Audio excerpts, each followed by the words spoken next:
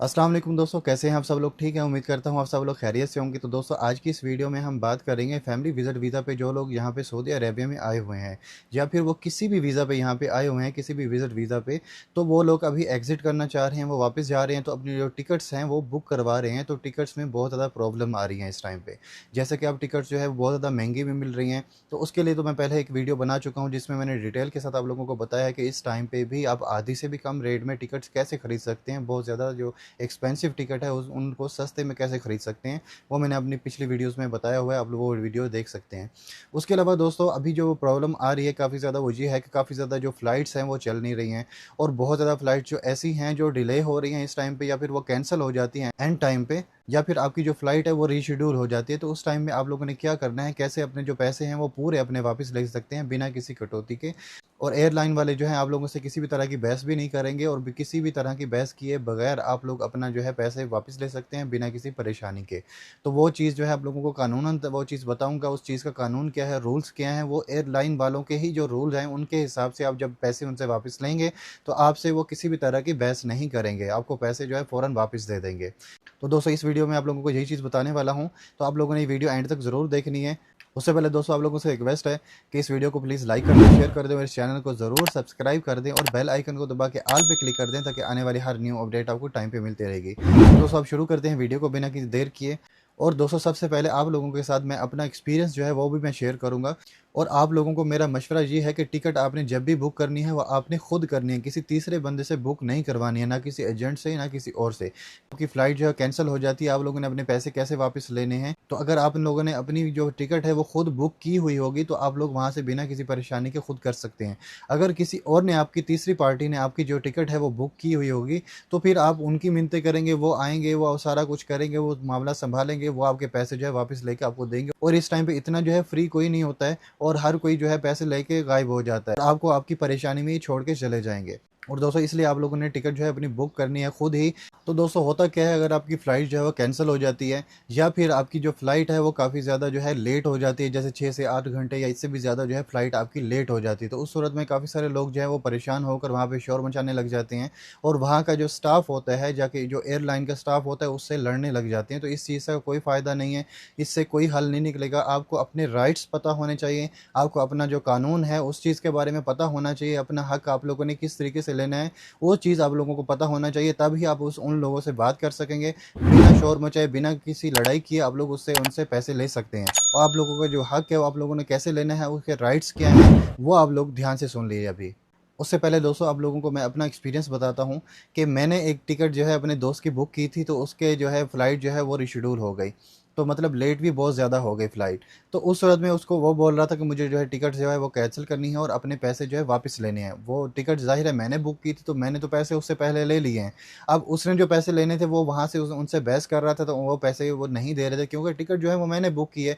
तो वो जो रिक्वेस्ट है रिफ़ंड की, वो मैं ही कर सकता हूँ, वो नहीं कर सकते। और उसने मुझसे राब्ता किया, और मैंने अपना टाइम निकाल के जो है पैसे वापस लिए। वो किस तरीके से वापस लिए दोस्तों, अब वो मैं आप लोगों को बताता हूँ। अब एयरलाइन वाले जो हैं ये भी कहते हैं कि जो पैसे हैं वो आप लोगों को आपके अकाउंट में नहीं देंगे। अगर आप लोगों ने पैसे जो है बिल्कुल वापस लेने हैं, आपने उसको किसी और मकसद के लिए यूज़ करना है, जैसे आपने टिकट्स नहीं लेनी, तो फिर आप जो है अपने अकाउंट्स में ही वापस ले सकते हैं। एयरलाइन वाले चाहे कुछ भी कहते रहें, और एयरलाइन का जो स्टाफ होता है वो सबसे पहले ये कहता है आप लोगों को कि आप उनका जो वॉलेट है उसमें पैसे लें, ताकि आप वो जो पैसे होते हैं वो अपने अकाउंट में भी नहीं ले सकते, और किसी भी और तरीके से यूज़ नहीं कर सकते। सिर्फ़ और सिर्फ़ आप उन्हीं की टिकट वो दोबारा खरीद सकते हैं, आप और उन पैसों का कुछ नहीं कर सकते। और वो पैसे जो हैं वो आपको तकरीबन बाज़-औक़ात ऐसा भी होता है कि उसी टाइम पे ही पैसे आपको वापस आ जाते हैं, जैसे ही आप रिक्वेस्ट करते हैं वहाँ पे, और उसी टाइम पे आपको पैसे आपके वॉलेट में आ जाते हैं, वो वाले पूरे आपके बिना किसी कटौती के आपको पैसे पूरे मिल जाते हैं। और कभी-कभार ऐसा भी होता है कि उसमें 24 से 48 घंटे भी लग जाते हैं पैसे आने में। और अगर आप अपने अकाउंट में पैसे लेते हैं, आप कहते हैं कि हमें नहीं, वॉलेट में नहीं चाहिए, हमें अपने अकाउंट में चाहिए, या क्रेडिट कार्ड में चाहिए, जो बैंक अकाउंट आपका है उसी में पैसे आपको लोगों को चाहिए, जिस तरीके से आपने टिकट ली है आपको उसी तरीके से पैसे वापस चाहिए, तो उस सूरत में आप लोगों को जो पैसे हैं वो 10 से 15 दिन लग जाते हैं पैसे आने में। तो ये चीज़ भी आप लोगों ने ध्यान रखनी है। अगर आप लोगों ने दोबारा टिकट ही खरीदनी है तो आप वॉलेट में ले लें, इसमें कोई इश्यू नहीं है। वॉलेट में ले लेंगे तो आप दोबारा से टिकट वो परचेज़ कर लेंगे, तो आप लोगों को कोई नुकसान नहीं होगा। अगर आप लोगों ने दोबारा टिकट नहीं लेनी तो फिर आप उनसे जो है वो इस चीज़ के बारे में अपना हक रख सकते हैं, मुझे अपने अकाउंट में ही चाहिए। तो उसके लिए आप लोगों को 10 से 15 दिन सब्र करना पड़ेगा। पैसे आ जाएँगे, पैसे वो नहीं जाते कहीं, पैसे आ जाते हैं 10 से 15 दिन, अगर वो आप उस टाइम रिक्वेस्ट आपकी हो जाती है तो। लेकिन वो रिक्वेस्ट करने के लिए आपको पूरा कानून और पूरी हर चीज़ का पता होना चाहिए, ताकि आप वो एयरलाइन के स्टाफ से जो है अच्छे तरीके से बात कर सकें, अच्छे तरीके से अपनी जो दलील है वो रख सकते हैं अब उनके सामने। तो वो चीज़ मैं आप लोगों को बताता हूँ। मेरे साथ क्या हुआ, मुझे जब फ़ोन किया मेरे दोस्त ने, तो मुझे इस चीज़ का पहले नहीं पता था, मेरे एक्सपीरियंस में जो है ये चीज़ नहीं आई थी। तो मैंने क्या किया, GACA जो घाका होता है वो वेबसाइट मैंने वहाँ पे ओपन की है, जो सऊदीया की वेबसाइट है वो मैंने ओपन की है। ओपन करने के बाद वहाँ पे जो है मैंने आर्टिकल जो वहाँ पे पढ़े हैं, मैंने वहाँ पे देखा है कि क्या रूल्स हैं, क्या किस तरीके से जो है हमें टिकट जो है वो वापस मिल सकती है, पैसे जो है सॉरी वापस मिल सकते हैं वो किस तरीके से। तो वहाँ पे वो मैंने देखे, और आर्टिकल 20 और आर्टिकल 21 ये मेन रूल था, जिसमें ये लिखा हुआ था कि पैसे आपको किस तरीके से वापस लेने हैं। तो दोस्तों जब मैं वहाँ पे गया तो एयरलाइन वाले जो हैं वो बहस करने लगे, नहीं है पैसे आपको नहीं दे सकते, मतलब दाएँ बाएँ शाएँ इस तरीके से बातें करने शुरू कर दी। तो मतलब एयरलाइन वाले जो है वो जो मुसाफिर हैं उनको तंग करना शुरू कर दिया।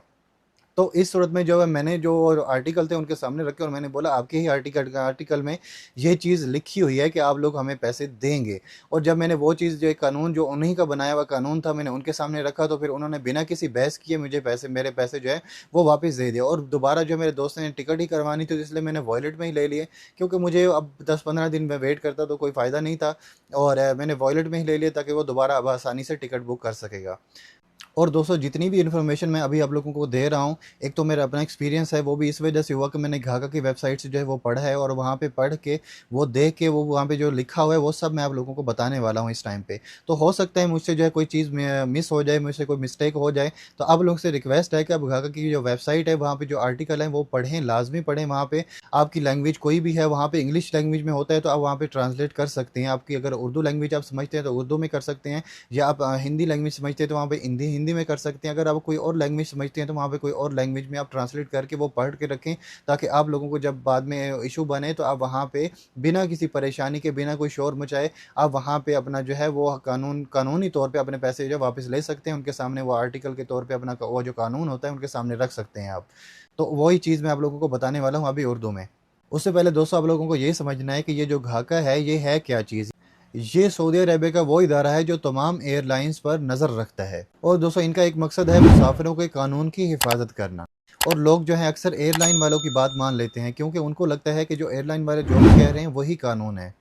लेकिन दोस्तों ऐसा नहीं है, एयरलाइंस को घाका के कानून मानने पड़ते हैं। और आज मैं आप लोगों को जो भी इन्फॉर्मेशन देने वाला हूँ वो घाका के कानून के जो है वो आर्टिकल 20 और आर्टिकल 21 के मुताबिक होगी। और दोस्तों एयरलाइन वाले जो हैं वो अक्सर एक ही अल्फाज यूज़ करते हैं, फोर्स मेजर। इसका आसान मतलब ये है कि ऐसे हालात जो हमारे काबू में नहीं होते। मसलन अगर मौसम ख़राब हो जाए, या फिर कोई कुदरती आफात जैसे ज़लज़ला वगैरह आ जाए, या फिर मुल्की हालात ख़राब हो जाएं। लेकिन याद रखें, अगर एयरलाइन वाले ये कहें कि हमारा जो जहाज़ है वो ख़राब हो गया है, तो ये मजबूरी नहीं है, ये एयरलाइन वालों की ज़िम्मेदारी है कि वो अपने जहाज़ को जो है वो ठीक रखें। और इस सूरत में वो बच नहीं सकते, और उन्हें आपको हर्जाना देना ही होगा। और दोस्तों घाका के मुताबिक अगर आपकी एयरलाइन जो है वो लेट हो जाती है, तो उनकी ज़िम्मेदारी है कि वो आपको हर घंटे जो है अपडेट देते रहें। और अगर वो आपको ख़बर नहीं दे रहे तो वो कानून तोड़ रहे हैं इस चीज़ का। तो दोस्तों अब आते हैं अपने मेन पॉइंट पर। और अगर फ़्लाइट जो है वो लेट हो जाए तो आपको कब तक इंतज़ार करना चाहिए।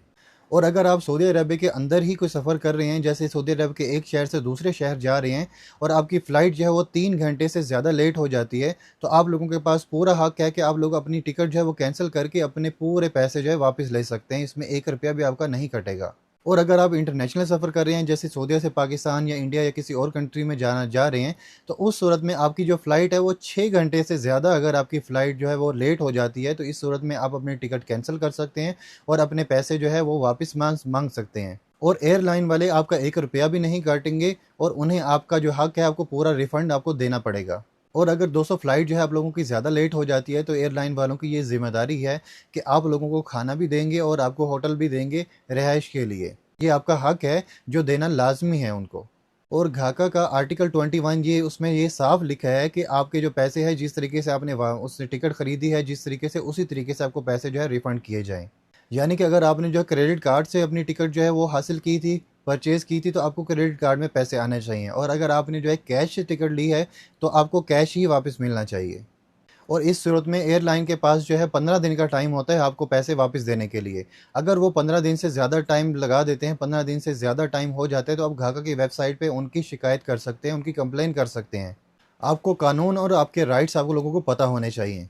जब आप उनके काउंटर पर जाएँ या फिर उनके जो है कॉल सेंटर पर बात करें, तो उनके साथ आप उनका जो आर्टिकल है, आर्टिकल 20 और आर्टिकल 21 इनके इसके बारे में ज़रूर बात करें। उन्हें बताएँ कि आपको घाका के सारे कानून का पता है और जब आप ये चीज़ बताएँगे और वो ये चीज़ सुनेंगे, उनको ये लगेगा कि मुसाफ़िर जो है बाशऊर है, पढ़ा-लिखा है। तो इस सूरत में उनका जो रवैया होता है, उनका जो लहज़ा लहज़ा होता है, वो फ़ौरन चेंज हो जाता है और वो आपसे किसी भी तरह की ज़्यादा बहस नहीं करते और आपके जो पैसे हैं, वो फ़ौरन रिफ़ंड कर देते हैं। और दोस्तों मुझे उम्मीद है कि आप लोगों को ये तफ़सीली वीडियो जो है वो इन्फॉर्मेटिव लगी होगी। अगर आप लोगों को ये वीडियो पसंद आई है और इन्फॉर्मेटिव लगी है तो इस वीडियो को प्लीज़ लाइक कर दें, शेयर कर दें और इस चैनल को ज़रूर सब्सक्राइब कर दें और बेल आइकन को दबा के ऑल पे क्लिक कर दें ताकि आने वाली हर न्यू अपडेट आपको टाइम पे मिलती रहेगी। तो दोस्तों इंशाल्लाह मिलते हैं नेक्स्ट वीडियो में नेक्स्ट न्यू अपडेट के साथ। तब तक के लिए अपना ख्याल रखें, दूसरों का ख्याल रखें और मुझे अपनी दुआ में याद रखिएगा। अल्लाह हाफ़िज़।